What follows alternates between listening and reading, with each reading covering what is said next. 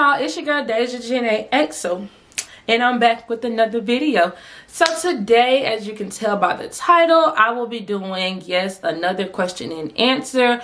The last time I've done one of these on my channel was probably about a year ago. Like, I really think it was like literally a year ago, like December, January-ish, and it's December the 29th. So happy 1 year anniversary. But no, for real, I'm doing a question and answer. A couple of weeks ago, I asked my followers on Instagram for some questions, and I was surprised that so many people sent questions in.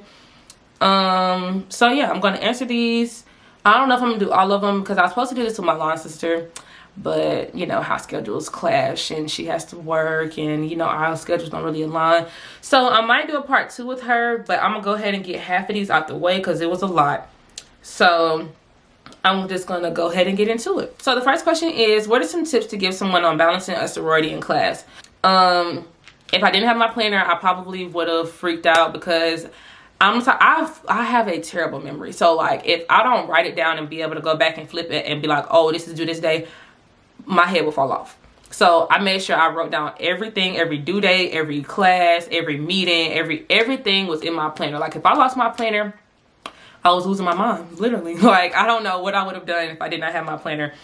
I would also say, too, another good piece of advice is if you feel yourself getting lost, you need to figure out how to catch it before you get too far deep, if that makes sense. So, like, for example, me and math. Like, I've always been really good at math, but, like, for example, like, if I feel myself not really catching one concept, I'm the type of person, I have to make sure I understand that before you can teach me anything else. Because if I don't know this, I don't know the rest of it.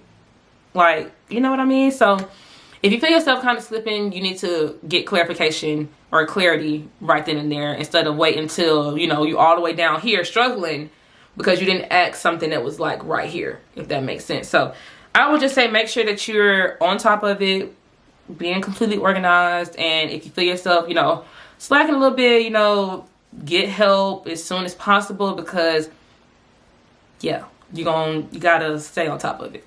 Next question is, how has COVID-19 affected Greek life? So it definitely has. I'm gonna go ahead and start with that. Yes, you can still get to know somebody like virtually, or like, you know, through text or a phone call or FaceTime or whatever, but it's not the same as meeting face to face, you know, talking face to face. You get your mannerisms, you can understand somebody's mannerisms, you can understand like their tone. Like face to face is just different. So it's definitely affected that in a way that you can't really talk to someone, especially if you don't know them, as easy as you would be able to if you were seeing them in person. So that's one thing that it has affected.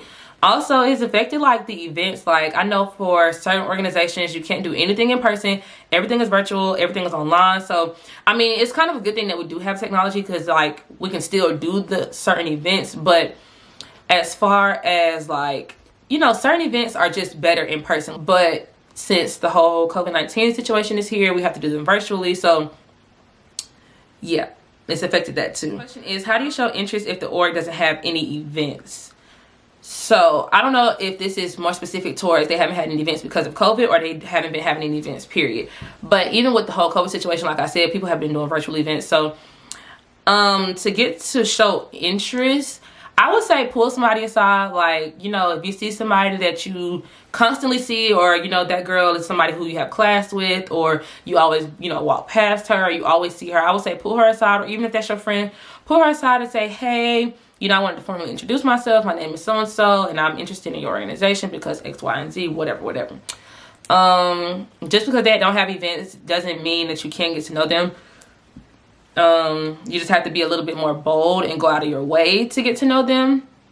But that's just my opinion. What is something people should really think about before thinking about participating in intake? So number 1 on my list is the commitment. You need to make sure that you're joining this because you want to be a part, you want to make a change, you want to be a difference in your community. Like, you want to be in this organization, you want to put the work in, you want to do all of this stuff. You need to make sure that's something that you want to do, because when you cross, like, there's so much work that needs to be done. There's so much you need to do to make the, you know, your community better. Like, there's so much that is required of you and asked of you, and something that you should want to do. Like, it shouldn't even be something that somebody has to pull your teeth to do. Like, it's something that you should want to do.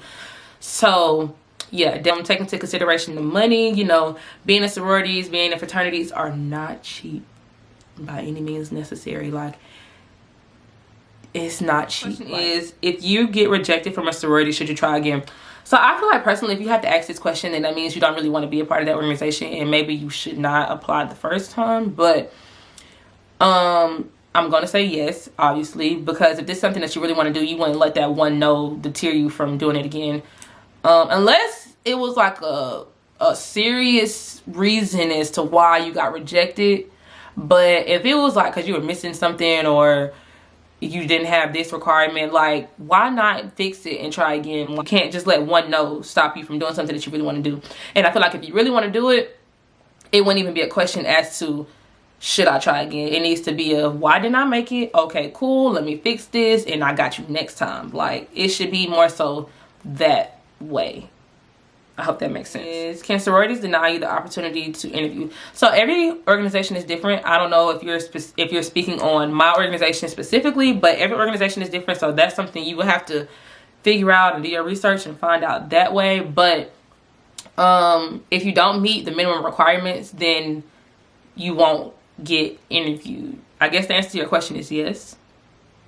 Because if you don't meet the requirements, then, you know, why interview?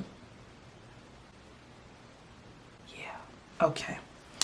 Next question is this sorority active on campus? Yes, my chapter is active. You can follow us on Instagram. And yeah, you can get all the updates there. Last question I guess I'll do is